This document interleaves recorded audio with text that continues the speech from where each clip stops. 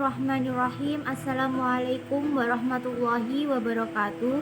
Kami dari kelompok 10 akan menjelaskan materi tentang kewajiban dai terhadap mat'u atau adjustment antara dai dan mat'u. Langsung saja kita masuk ke pembahasan yang pertama, yaitu pengertian dari adjustment. Adjustment secara bahasa. Menurut Kamus Bahasa Inggris, adjustment berarti pengaturan, pencocokan, penyesuaian diri, penyetelan, dan alat penyetel. Sedangkan adjustment menurut bahasa di Kamus Besar Bahasa Indonesia berarti penyesuaian diri, yaitu penyesuaian diri individu terhadap lingkungannya. Sedangkan adjustment menurut istilah adalah suatu proses dinamis yang mengubah perilaku individu agar terjadi hubungan yang sesuai antara diri individu dengan lingkungannya. Pembahasan selanjutnya yaitu sifat yang harus dimiliki oleh seorang dai. Ada beberapa pendapat para tokoh tentang sifat yang harus dimiliki seorang dai. Yang pertama pendapatnya Dr. Abdul Karim Zaidan. Menurut Dr. Abdul Karim Zaidan dalam bukunya Dasar-Dasar Ilmu Dakwah, ada 3 sifat utama yang harus dimiliki seorang dai. Yang pertama yaitu berpengetahuan yang luas, yang kedua mempunyai iman yang kuat, dan yang terakhir yaitu ikhlas. Pendapat yang kedua tentang sifat yang harus dimiliki oleh seorang dai yaitu pendapatnya Faiza dan lalu Muhsin Ahmad. Dalam bukunya yang berjudul Psikologi Dakwah, Faiza dan lalu Muhsin Ahmad berpendapat bahwa sifat yang harus dimiliki oleh seorang dai itu ada 14. Yang pertama yaitu beriman dan bertakwa kepada Allah. Beriman dan bertakwa kepada Allah adalah sifat dasar yang harus dimiliki seorang dai. Tidak mungkin seorang dai itu berdakwah untuk menyeru atau mengajak mat'unya beriman kepada Allah sedangkan dia sendiri tidak mau beriman kepada Allah. Sifat yang kedua yaitu ahli tobat. Seorang dai harus lebih mampu menjaga dan takut berbuat maksiat dibanding orang-orang yang mengikuti dakwahnya atau seorang mat'unya. Jika dai merasa bersalah, dia harus segera bertobat dan menyesali perbuatannya. Sifat yang ketiga yaitu ahli ibadah. Seorang dai hendaknya selalu beribadah dimanapun dan kapanpun, baik ibadah dalam gerakan, perkataan, maupun perbuatan. Sifat yang keempat yaitu amanah dan sidik. Amanah yang berarti terpercaya dan sidik yang berarti jujur. Sifat ini harus ada sebelum sifat-sifat yang lain, karena sifat ini merupakan hiasan para nabi, dan seorang dai hendaknya juga memiliki sifat-sifat ini. Sifat yang kelima yaitu pandai bersyukur. Syukur itu meliputi 2 dimensi, yaitu syukur kepada Allah dan syukur kepada manusia. Seorang dai yang baik akan selalu menghargai nikmat-nikmat dari Allah dan menghargai kebaikan-kebaikan orang lain. Sifat yang keenam yaitu tulus, ikhlas, dan tidak mementingkan kepentingan pribadi. Dakwah merupakan ibadah, suatu perbuatan ubudiyah yang memerlukan keikhlasan lahir dan batin. Sifat selanjutnya yaitu ramah dan penuh pengertian. Dakwah merupakan kegiatan propaganda kepada orang lain, dan propaganda itu akan dapat bisa diterima jika yang mempropagandakan itu berlaku ramah, sopan, dan penuh perhatian kepada orang lain. Selanjutnya yaitu sifat tawadhu. Seorang dai yang memiliki sifat tawadhu akan lebih dihormati dan dihargai oleh orang lain. Sifat dai yang selanjutnya yaitu sederhana dan jujur. Sederhana di sini yaitu tidak bermegah-megahan, angkuh, dan sebagainya. Seorang dai yang bersifat sederhana tidak membuat mat'unya itu segan dan takut, dan sedangkan kejujuran itu pengikut sifat sederhana. Sifat selanjutnya yaitu tidak memiliki sifat egois. Seorang dai yang bersifat egois tidak dapat mempengaruhi orang lain karena dia sendiri tidak mau peduli dengan orang lain. Sifat selanjutnya yaitu sabar dan tawakal. Apabila dalam berdakwah seorang dai menemui cobaan atau ujian, beliau harus tetap sabar dan tawakal, karena itu adalah sebuah perjuangan dalam berdakwah. Sifat selanjutnya yaitu memiliki jiwa toleran. Toleransi sangat diperlukan dalam kegiatan berdakwah.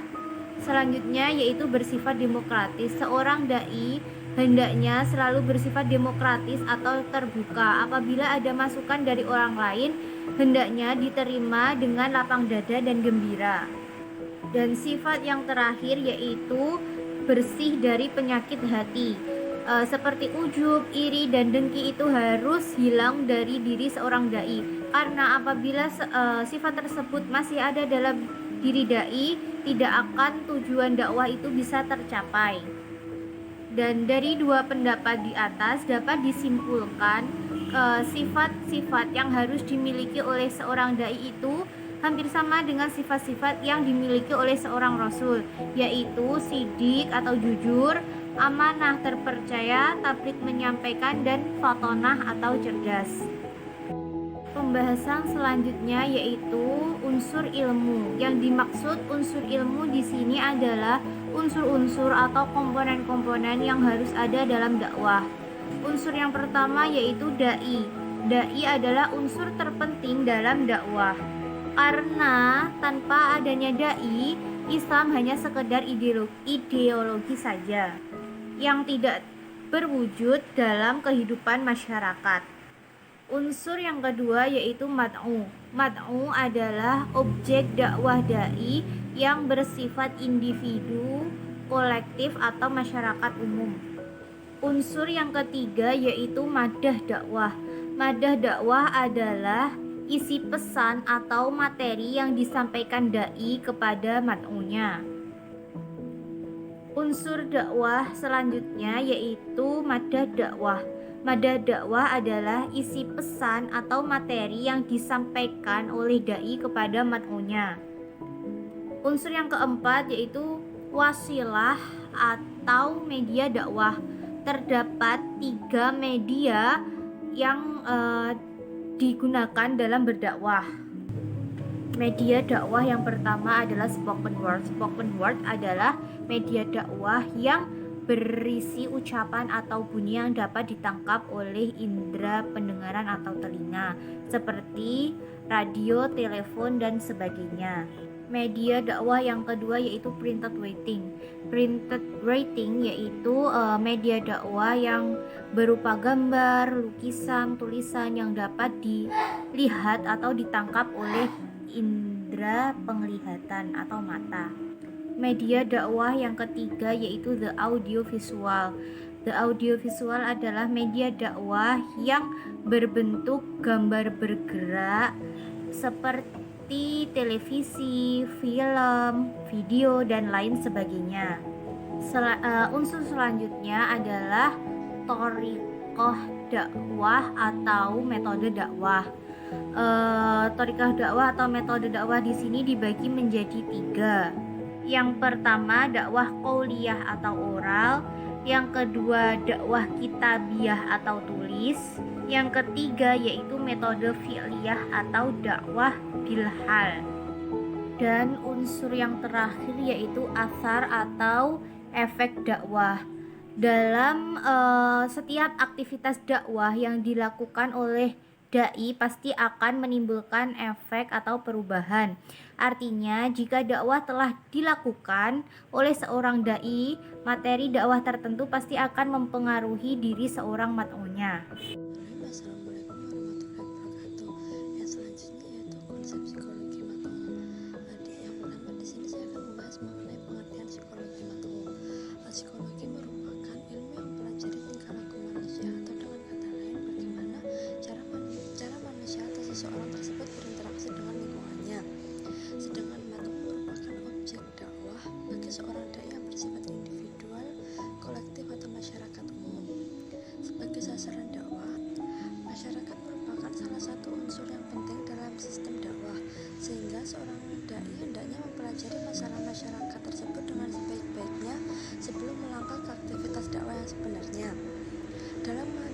psikologi Matongo tentu saja tidak terlepas dari penjelasan tentang manusia. Dalam perspektif neurobiologis, bahwa proses neurobiologis mendasari perilaku dan proses mental manusia, sehingga disebutkan bahwa semua perilaku manusia atau peristiwa psikologis berkaitan dengan aktivitas otak dan sistem saraf. Hal ini adanya hubungan yang erat antara kegiatan otak dengan perilaku dan pengalaman individu. Matongo sebagai sasaran dakwah terdiri dari berbagai macam golongan manusia, baik dilihat dari aspek profesi, ekonomi maupun lain sebagainya. Selain itu, lingkungan juga memiliki pengaruh yang besar terhadap Matongo. Oleh sebab itu, kondisi psikologis Matongo yang berada di pedesaan akan berbeda dengan Matongo yang berada di lingkungan perkotaan. Hal ini bisa didasarkan pada pandangan behavioralis yang memandang bahwa perilaku manusia sangat besar dipengaruhi oleh stimulus lingkungannya. Ada beberapa karakteristik objek dakwah menurut Al-Ghazali yang menyatakan bahwa umat manusia terbagi menjadi 3 golongan, yaitu kaum awam, kaum pilihan, dan kaum penengkar. Kaum awam merupakan kaum yang daya akalnya sederhana, memiliki cara berpikir sederhana, sehingga mereka tidak dapat menangkap hakikat-hakikat mereka yang mempunyai sifat percaya dan lekas percaya dan penurut. Golongan ini harus dihadapi dengan sikap memberi nasihat atau petunjuk. Yang kedua yaitu kaum pilihan, yaitu kaum pilihan yang memiliki daya akal yang kuat dan mendalam, tajam dan berpikir secara mendalam, sehingga mereka harus didekati dengan sikap yang menjelaskan hikmah-hikmahnya. Yang ketiga yaitu kaum penengkar, yaitu kaum yang harus dihadapi dengan mujadalah. Assalamualaikum warahmatullahi wabarakatuh. Baiklah, saya Anis Al-Wakidia akan melanjutkan presentasi dari kelompok kami. Di sini saya menjelaskan mengenai langkah dakwah dai terhadap maudhu. Perencanaan dakwah adalah proses pemikiran dua pengembalian keputusan yang matang dan sistematis mengenai tindakan yang akan dilakukan pada masa yang akan datang dalam rangka penyelenggaraan kegiatan dakwah. Maka dalam menetapkan perencanaan dakwah memerlukan beberapa langkah yang harus dilakukan. Salah satu model perencanaan yang adekuat dalam rangka mencapai sasaran tersebut ialah perencanaan dengan suatu pendekatan sistem atau system approach planning. Pendekatan sistem merupakan suatu pendekatan yang berusaha mengadakan pemecahan penyeluruhan terhadap masalah yang ada, di mana masalah dipahami sebagai kumpulan dari sub-sub makalah yang satu dengan yang lain, saling terkait dan saling interaksi dengan jalan diidentifikasi terlebih dahulu. Permasalahan yang dihadapi selanjutnya dikaji permasalahan pokok atau permasalahan yang menjadi prioritas pemecahan. Kemudian dicari alternatif pemecahan yang strategis, yang paling tepat dan sesuai dengan permasalahan yang akan dihadapi. Dalam menetapkan strategi dakwah, langkah penetapan strategi merupakan langkah berikutnya setelah memilih pemecahan yang tepat. Hal ini berarti penetapan hal-hal yang menyangkut aspek-aspek metodologi, substansi, dan pelaksanaannya dalam kegiatan rencana dakwah berarti berencana melakukan. Adapun perencanaan itu yang pertama yaitu penetapan metode. Beberapa metode yang dapat dipakai adalah dakwah bil lisan. Dakwah bil lisan itu adalah digunakan dengan menggunakan bahasa secara lisan. Yang kedua yaitu dakwah bil kitab, yaitu dakwah yang dilakukan dengan menggunakan keterampilan tulis menulis. Dan yang terakhir yaitu dakwah bil haq, yaitu dakwah yang dilakukan melalui berbagai kegiatan yang langsung menyentuh kepada masyarakat sebagai objek dakwah dengan karya serta ekonomi sebagai material dakwah. Selanjutnya yang kedua yaitu mengelola isi pesan dakwah. Nah, materi dakwah yang bersumber dari Al-Quran dan hadis yang meliputi akidah, syariat, dan akhlak dengan berbagai macam cabang ilmu. Hal penting dari materi dakwah adalah tidak hanya tentang persoalan yang dilarang atau dibenarkan oleh agama, akan tetapi dakwah harus mampu mengatasi persoalan-persoalan mad'u dan wawasan global. Yang ketiga yaitu penetapan pelaksanaan dakwah. Jalaluddin Rahmat itu mengemukakan 3 strategi yang dapat digunakan dalam penyelenggaraan. Di antaranya yaitu yang pertama, perubahan sosial dengan menggunakan kekuatan atau kekuasaan, atau persuasif strategi adalah strategi yang berusaha untuk menimbulkan perubahan perilaku yang dikehendaki dengan mengidentifikasi objek sosial pada kepercayaan atau nilai-nilai agen perubahan. Yang terakhir yaitu pengevaluasian hasil implementasi model strategi pemecahan. Evaluasi model dan strategi pemecahan berarti mengoreksi setiap tahap pemecahan dakwah yang telah dirujuk dengan kondisi objek dakwah yang lingkungannya untuk mengetahui kekurangan dan kelebihan dari dakwah tersebut. Kesimpulannya yaitu faktor intern merupakan faktor pembatas bagi penyusunan rencana dakwah dan pelaksanaannya. Apabila dapat diperkirakan bahwa pada masa mendatang organisasi tersusun rapi dan cukup tersedia sumber-sumber potensi di masa depan dalam keadaan terbatas, maka dapatlah disusun rencana dakwah yang sepadan dengan kondisi intern atau kekuatan dan kemampuan yang ada itu. Proses dakwah memang bermaksud mempengaruhi dan merubah situasi dalam bidang-bidang tersebut ke arah tujuan. Proses tersebut dalam kenyataannya akan bertemu dengan situasi tertentu dan dari bidang-bidang itu, baik situasi tertentu itu menguntungkan maupun merugikan bagi proses dakwah. Dengan perencanaan yang matang, maka kemungkinan-kemungkinan yang tidak diinginkan dapat diminimalisir.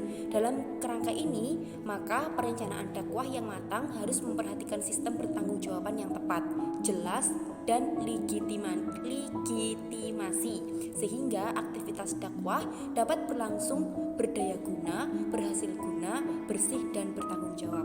Sekian dari saya. Wassalamualaikum warahmatullahi wabarakatuh.